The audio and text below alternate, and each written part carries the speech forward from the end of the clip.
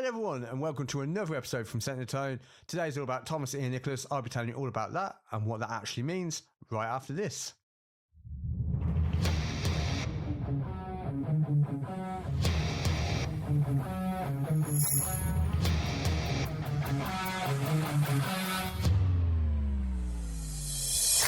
Hello everyone and welcome to another episode from Setting the Tone. Another episode that I'm extremely proud and excited to be bringing you.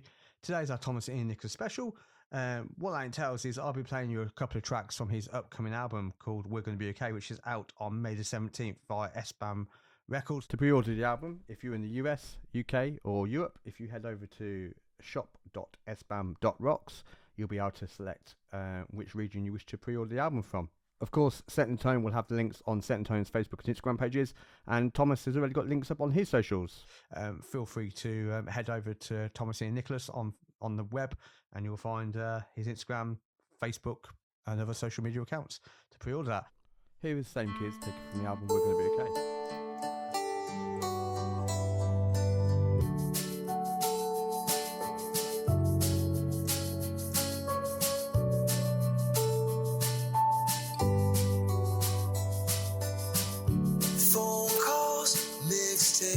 Sneak out weekdays, street lights, back late. That was always you and me. Same crowd, same place. Breakups, first dates, school nights, bad grades. Feels like yesterday. I know our lives have changed. Grown up with bills to pay. Things may be different, but we're still the same kids. And when we're old and gray, look back on today. We might be different, but we're still the same kids.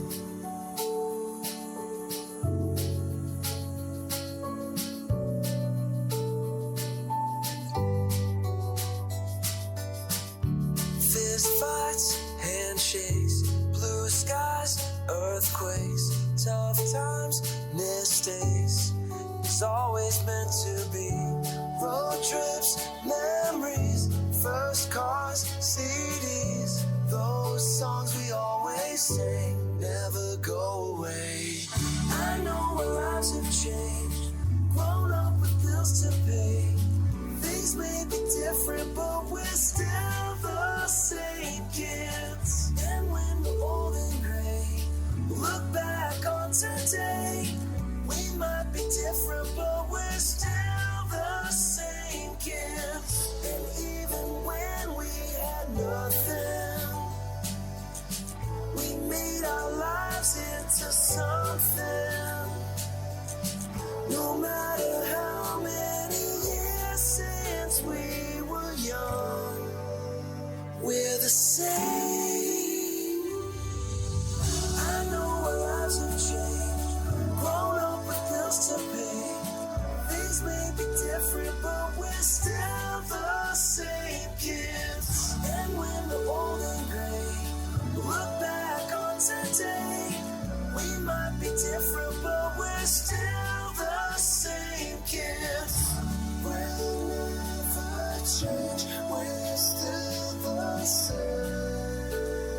Yeah, we're still the same kids. We'll never change. We're still the same. We're still the same kids. We'll never change. We're still the same. We're still the same kids. Hello everyone and welcome back. So that was the track Same Kids, which is taken from the album We're Gonna Be Okay, which is out on May the 17th via SBAM Records. You can pre-order that now. CD, vinyl, signed copies, unsigned if you will. Links will be going up on Facebook and Instagram from Setting the Tone. Here's our chat with Tom. Hope you enjoy. Hello everyone and welcome back. Setting Tone at Crawford Lounge. We are joined by Thomas Nicholas. Yes, happy to be back and speaking with you, Rob, and setting the tone. Lovely. Inside joke there for those that are not aware. No, pleasure to have you back. Really good to see you. I can't believe it was November, which is flown by. Well, I mean, it's flown by even more. I played this venue 10 years ago in April. That's crazy. Well, I saw your post today. Was it Cardiff? A show in Cardiff? That was your first UK show you were talking Yeah, about? at the Globe. That's crazy. Yeah, that was 2012. That was 2 years before this one. So yeah, 12 years. So your love, if you like, your connection with the UK has really blossomed. It's really grown over the I years. mean, yeah, I've done. I was thinking about trying to go through my tour history and list like how many shows I've done here, but it has to be well over 100. That's crazy. Yeah, out of like I've done like 1,000 shows over the years, but maybe it's even more than that because I've been coming here once, twice, and this year I'll be here 3 times. That's right. For those that don't know, you were back for Teddy Rock's Festival, which is in May, I believe. Yeah. So I'm doing like a few shows around that, and then we haven't set any tour dates yet, but I'm coming to do a hometown festival in Derby, end of September. We haven't announced that yet. Cool. So I guess I just accidentally announced that on your show. And then we just announced the Foo Fighters Great Britain Tribute Act co-headline tour in March of 2025. I saw those dates. I was like, it's coming back. Yeah. Do you feel kind of almost taken back, Tom? Because with all due respect, you are mostly known for your acting.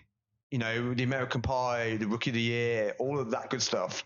And as for your musical stuff over here, I think it's slowly coming to people's attention more and more. Yeah, I mean, it's like anything. I mean, even my new TV show, Underdeveloped, it's gonna take a lot to like break through the seal of what would you even call it? Like, I say mass media, but it's not. I guess that's technically it because American Pie is a $2 billion franchise. So it's gonna take a lot to kind of not. I don't even think that I would ever dream of overshadowing that notoriety or that the number of people that have seen those films or even just aware of them. No, and that's absolutely fine. You know, that is great that you've got that. And I think what I would say to a lot of people that might not be aware of you is come and check out Thomas Nicholas's band because fantastic. It's not cheese. It's not, there's a few covers in there. There's a few parody songs, which are really cool. But it's really, really cool. It's a unique project. And I'd urge a lot of people to turn on more to what you're doing. Well, I think that's especially true with this upcoming record that comes out the 17th of May, mainly because Taylor Carroll really took the time to, kind of carve out a particular sound for this record. And it's hard to pinpoint it, but there's a bit of a throwback, not just in the sound of the songs, but in the feeling that you get when you listen to the songs. Yeah. They kind of just bring you back to like your youth somehow. I don't know. When I'm even singing them, I'm like thinking of like being younger. So it's just a very, very cool. Like I said, it's my 7th album. And I have a lot of songs that I really love to play and I really love, but none of them give the feeling like the new songs do. Yeah, and I was struggling to kind of pinpoint what this album, from the EP and the tracks that we've heard, what it sounds like. I don't feel it's a pop punk album. It feels more of a rock album, but it's a very good album. You haven't heard the song featuring Less Than Jake yet, or the one that should have had Newfound Glory featured on it. We just couldn't get in touch with Jordan and all that. But I've done some events with them. No, I mean, Tomorrow's Gonna Hurt is very pop punk. I suppose the idea, if the theme of Tomorrow's Gonna Hurt is pop punk. Well, pop punk is a summer anthem, and summertime just feels good. So I know that the song I did with Aaron Jones, Never Enough, is a little bit more of a darker flavor, but on an album, you want to have that journey. Yeah. You want to have that slower tune like Same Kids. You want to have that like darker, emotional song like Never Enough. But then the title track, We're Gonna Be Okay, is featuring Bowling for Soup. And then the next song that comes out on April 5th is featuring the Early November. So yeah, I mean, there's moments that dip into all of that, like the pop punk, the emo. I did a song with Matt Kennedy on this record that's very like 90s esque. So for me, it's not even so much about like typing into a particular genre.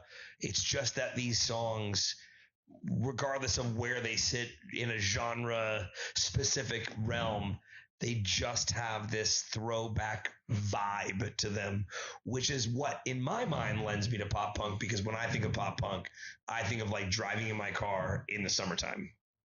Absolutely fine. You've mentioned Aaron Jones, which is it's on the EP, but it's also the latest single. How did that come out with Aaron? Getting him on board, and the idea of the song. It's a really, like you say, kind of almost dark, haunting song. Really cool. Yeah. Well, Aaron is on the same management company as Taylor. And then I also had a mutual friend with Aaron. And so I went out to Vegas to see him play at a festival.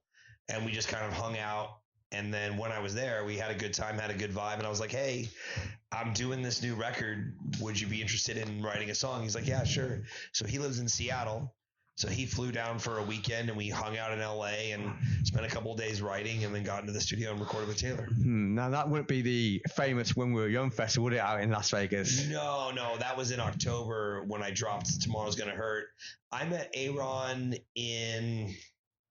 I'm trying to think now, because the song, no, we finished it last year. He was playing SEMA Fest, which is like a car show. But they also have bands there. They had like, I want to say Matchbox, but yeah, no, it wasn't. I was at When We Were Young from the sideshows. I don't necessarily. I mean, you want to talk about different genres? Aaron is very much more like grunge rock than I am. You've mentioned the album 17th of May. What can you tell me? What's it about? Obviously, it feels a array of everything in there: pop punk and throwbacks. Well, yeah, the songs that have been released, the singles already, are of course going to be on the album, and then the other ones that I mentioned, and yeah, it's just, I don't know. It's 10 songs, and who knows? I mean, does anyone even listen to albums all the way through now? We're going to be releasing it on vinyl, but I know people that buy vinyl that don't even have record players. I love my vinyl. It's a special way of listening to music. Yeah. It is, because it's kind of, it is throwback. It 100% is, and there's nothing better than going, I don't know, 6 tracks into an album and having to flip it over to hear the other side. Yeah. Not like a CD where it plays everything in one go. What about the idea? Is putting it, because obviously you've mentioned Taylor Carroll, who's a really good friend of yours, and his work is absolutely phenomenal. So from what I've heard so far of the singles, there's Aaron and there's other people. How did this all come together, like lyrical themes and getting the guests in? I mean, meeting Taylor happened a couple years ago, because I first, out of the Lit group, I met Kevin Baldez at NAMM in like, I don't even remember when, like 2014 or something like that. And it was one of those things, when you meet a member of a band that you really love, and I was going to be playing a show at the Viper Room like in a couple of days. So I invited him and he said he would go. And I was like, of course he's not going to show. And then he actually did, which says a lot about Kevin Baldez. He's a good dude. And so I stayed in touch with him since then. So when Taylor, I don't know when he joined the band officially, but there was something where knowing Jarrett and Bowling for Soup doing the tour with Lit over here in the UK, I just started chatting with AJ and Jeremy and Kevin and Taylor. And then Taylor was like, oh, let's get together. Let's, go grab a drink. So we did. And he was, he played me some of the stuff he was working on with Mest, because he just produced their new record that I think comes out in April, also on SBÄM Records. And then he had his new band. He has his other side project, Chemical Fire, with RJ Hale from Hailstorm. And then when I got the offer for the record deal, I was kind of considering about a handful of producers. And I didn't even know that Taylor, would be interested. But he's like, hey, I want to produce your record. I'm like, okay, well, throw your hat in the ring. He's like, well, let's get together. I'm like, okay, let's get together and see how it feels. I got to his studio. We wrote Tomorrow's Gonna Hurt in 6 hours.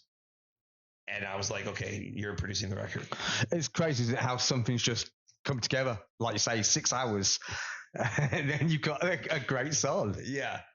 I mean, it was the fastest I've ever written a song stem to stern. I mean, and pretty much walked out of the studio with a demo that sounded like almost like what it is now. Just, maybe not with the fine tuning, but it was pretty much there. That's cool. Obviously, this would be your 7th album. Yes. Following up from 27's Frat Party. In terms of leveling up, if you will, what have you done? Obviously, Taylor's come on board, as we know. What have you done differently? Have you gone away and fine-tuned your writing, your playing? I think that Taylor just kind of, like I said, I mentioned earlier that he took his time to really like carve the songs out, and it wasn't just I say he took his time and then I'm like, we finished the song in 6 hours. But I'll have you know, like we hemmed and hawed over like certain sections of the song. Like we would get to a part where the lyrics weren't quite right, and we would just loop that section and just hammer the lyrics for like 45 minutes straight until we got what was perfect, what we were both, kind of were into it. We were never phoning in a lyric or saying like, oh, this is fine, it's close enough. We were always just trying to make it as good as we possibly could and make sure that feeling was intact. I think the other part of it is just he kind of changed my approach up as a vocalist. I'm known a lot for my growl, so to speak, and he didn't really let me do that in the studio on these songs. And so that kind of shows a different side to my voice, I think. That's cool. The album is obviously out on 17th May. Can we announce the album title? Or yeah, the title track is and the title of the album is the same as the song featuring Bowling for Soup. So it's We're Gonna Be Okay. Absolutely. So I've got pre-orders on my site now, and then Double Helix Records has teamed up with SBÄM for the US side. So we're doing an official pre-release that starts April 8th. Mm-hmm. And then obviously the record drops. So we're going to do like vinyl and CDs, and then of course streaming. And the cool thing is, I'm assuming that this covers the UK, but Tom's recently put a UK merch link up for shipping, so I'm assuming that might cover over that. So there is no excuse. Yeah, well, SBÄM Records has stores in all sorts of places. So they've got a UK store, a European store, a US store, I think somewhere else. I'm not sure. They've got 4. Did I already name 4? US, UK, Europe, and then maybe Australia? Possibly. Maybe. But yeah, I've teamed up with Allotment Entertainment, and so I now have my T-shirts available here, so you don't have to pay the stupid exorbitant shipping charges from the States that make the shirt double the money. And then whatever merch I don't sell that I have with me tonight, anything that I have left over, I'm sending to the store. So there's going to be some physical products, not just shirts that are like, print to order, but there's going to be some signed merchandise, some like signed Frat Party on vinyl, signed Security on vinyl, whatever CDs I have left over. I might chuck in some Rookie of the Year baseball cards just for fun. We'll see. Absolutely cool. Just in your mindset when you're working on an album, how do you like to do that? Do you look at anything you've done previously, or do you go, no, fresh canvas? I don't know. I mean, each time that I've written an album, I've never thought, oh, I want to do something in this genre this time. Obviously the 5th album, when I wrote the songs with Caleb Turman and they started getting, demoed out, they kind of just took on an indie rock vibe, and the album became what I feel is more indie rock. I think spending so much time with the Frat Party album and all those pop punk songs, and then obviously becoming friends with Jared and Taylor, has kind of lent me more into that realm. But the songs that I did for the lockdown, like I did 9 singles, that was going to be my 7th album, was those 9 songs. But then I just opted to not repackage them into a physical thing, because I was like, they were so different from one another that I was like, I don't think this is a real idea. And also I'd just assume forget that period of life. What song or section on this album makes you sit back and go, I'm really, really proud of that. We've nailed it as a team. We've nailed that. I mean, it's hard to say because I've only been performing these 4 singles on these recent tours. Like we just did, Billy and I just were in Germany doing the American Pie Emo Night acoustic thing. And then we're here, and then we're going back to Germany with the full band to open for Goldfinger and do another like little run, doing a show with Mest, and Mest will be at the festival. Yeah, I think probably the coolest moment for me, at least on a live sense, is I was in Kassel, Germany, and Never Enough had only just come out like a week before that tour.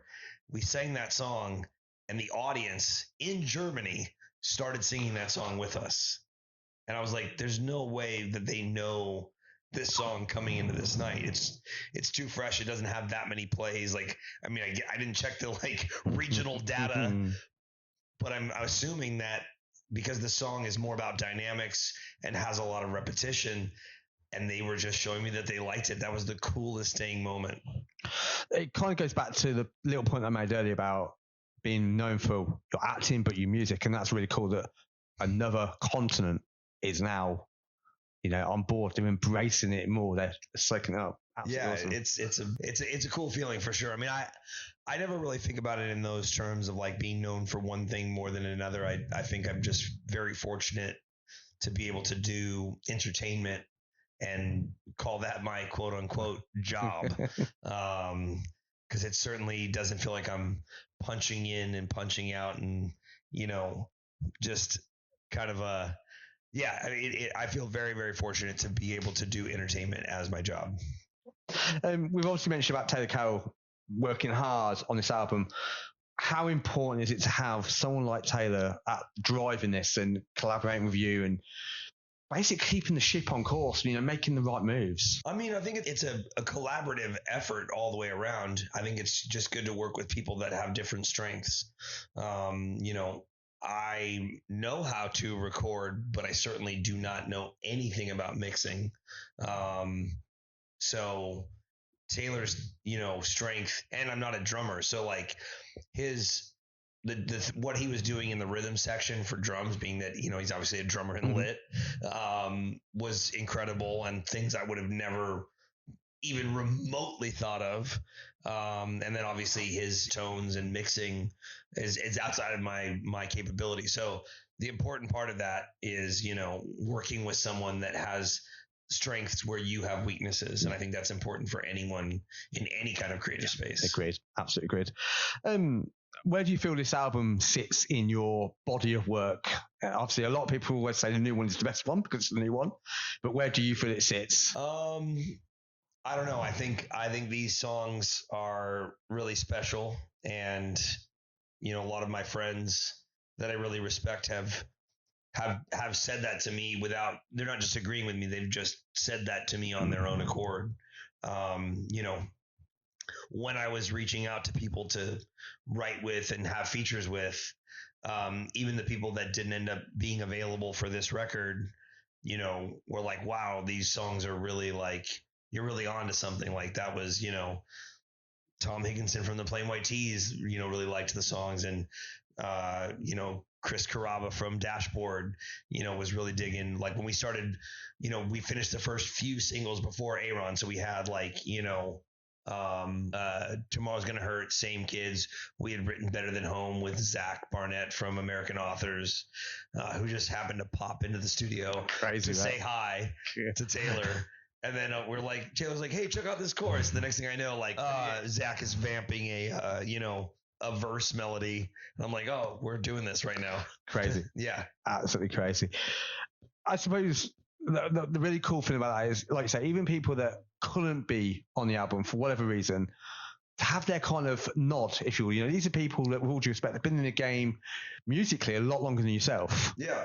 And that's really cool. Well, and also they've established their own niche. Like, when I wrote the first song for this album, the song that made me not take those 9 lockdown singles and just compile them into an album was the last single I released. And this is all the stuff I was doing with Johnny Lucas, my friend from Warrington, who now lives in Nashville. The last song we did together, Whatever It Takes, that riff was more something I kind of pushed toward him, and whereas the other ones were coming from him because we were working remotely during lockdown. And so that song came out, and then Ace Enders from the early November hit me up. He's like, hey, I like the direction you're going, and let's write together. So we wrote Wrong Side, which is the next single that comes out. When we finished that song, I was like, oh, I want to go this way. And now these songs previous that I still like, I don't think they belong on the same album together. I don't know. I think that's kind of what sparked it. Because, I mean, the early November is, if I met them here in the UK doing Hit the Deck in like 2015, I think it was, or maybe it was 14 or 15, one of those years. So, I mean, I know like they have an audience, but if I mention them out, they're not maybe as well known here as Bowling for Soup or Less Than Jake, but still, when they play shows, they sell out their shows, So yeah, having an Ace dude as a vocalist, like, you have no idea. You'll hear it on the song. It's amazing. Can't wait. Absolutely can't wait. In terms of your inspiration, I think I asked you this back in November, so if I did, apologies. Where do you pull your inspiration from in general? In general, I mean, I'm always writing about my own experiences. I think on this record, I was really kind of, I don't want to say propelled or motivated. I was encouraged to open up a little bit more and get a little bit more personal and a little bit more detailed, more than I've ever felt comfortable doing in the past. And I still don't feel comfortable doing it now, but this came from Zach Barnett. This came from Aaron Jones. This came from Jarrett Reddick. So clearly these are all established artists that, like you said, have been doing music longer than I have achieved, success in the music field, kind of encouraging me to do this. So who am I to disagree?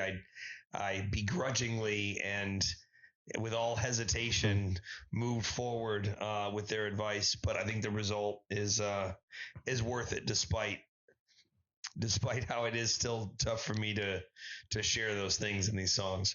So I've got to ask, Tom, what came first? Was it acting or music for you? What was the first love? It was acting for sure. Yeah. I started acting when I was like 6 years old. I didn't start playing guitar until I was about 14. So yeah, I mean, acting was definitely the first love, but they're my two loves for very different reasons. I think for me, music is more of a universal language. I mean, films can be, but you don't ever drive down the road thinking of your favorite scene from a movie. You joke with your friends about it, or you'll quote a movie, but in your like life's soundtrack, a song can bring you back. And so there's a different connection there. And also with music, because I have been doing it on my own. I only just signed with SBÄM Records last year, which for 15 years and 6 albums and 1,000 shows, I've been on my own. So the thing that music always gave me is I could be in control of when I was doing it. And granted, yes, I produce TV shows and films, but those are bigger projects that take way longer to come together. Underdeveloped is like, a year in the making from stem to stern, versus, I guess technically, well, we wrote Tomorrow's Gonna Hurt in September, I think August of last year. And the entire album will be out in May. So it's a faster process, especially live shows get you, a much faster reaction than waiting for the release of a film or TV show. Indeed. Speaking of underdeveloped, it finally hit the UK, I believe, January of this year. It's on Amazon Prime, and I urge everybody to go and watch it. Yeah, it's a $5 here, but it's worth it if you want an hour and a half of The Office entertainment. I'm seeing everyone coming up, and I'm realizing I've got to go play a show. In that case, we'll wrap this one up quickly, and the album comes out on the 17th of May. You're at Teddy Rocks, which should be a lot of fun, and we'll see what else comes out in 2024, 2025. All good stuff, my man. Thank you so much. So thank you very much for being a fan of the show, supporting the show, and to me, I appreciate you. Thank you very much. Yeah, thank you. Hello, everyone, and welcome back. Hope you enjoyed our chat with Thomas there. As always, a massive thank you to him. I can't thank him enough for his time. Thomas is currently in the UK at the moment, May the 4th and May the 5th. He's in Wrexham tonight and Merthyr Tydfil on the 5th of May. In truth, by the time this episode comes out, unfortunately, those dates will have passed. However, Thomas will be back for Hometown Festival, which takes place on the 28th through to the 29th of September this year. That's recently been announced, Hometown Festival. Looks like an amazing lineup already. I'll just read out some of the names. Chukaboom headline, raised by Owls, Thomas, Ian Nicholas, Raiders, Toppy Gold, I hope I've pronounced that correctly. Like I said, that takes place on the 28th and the 29th of September at the Hairy Dog in Derby. Tickets, I believe, are already on sale for that. If you want to know more, if you head over to Hometown Festival on their social media pages, or even the Hairy Dog's website, you should be able to find more information. Thank you to everyone for tuning in. Here is another track from We're Gonna Be Okay. This one's called Ronside. Can't thank you all enough for your time as always, and of course thank you to Thomas, and of course SBAM for their time and helping put this one together. Go and check out the album. It's out on May the 17th. It's called We're Gonna Be Okay. You can pre-order it now, like I say, signed copies, not signed copies, vinyl, CD, even probably some cassettes as well. Thank you again, and bye-bye for now. I got no place to go, stuck in the loop. I wonder if you know what I did to try to satisfy, feed your appetite, be what you desire. Lie to myself to think that I could push me aside. This would pass us by and we'd be alright. I'm living on the wrong side. Start out at the stoplight. When it changes, will I let it go? Sick of living on the wrong side. Stepping out into new life. I'm only scared 'cause this is all I've known. I'm letting go. I'm letting go.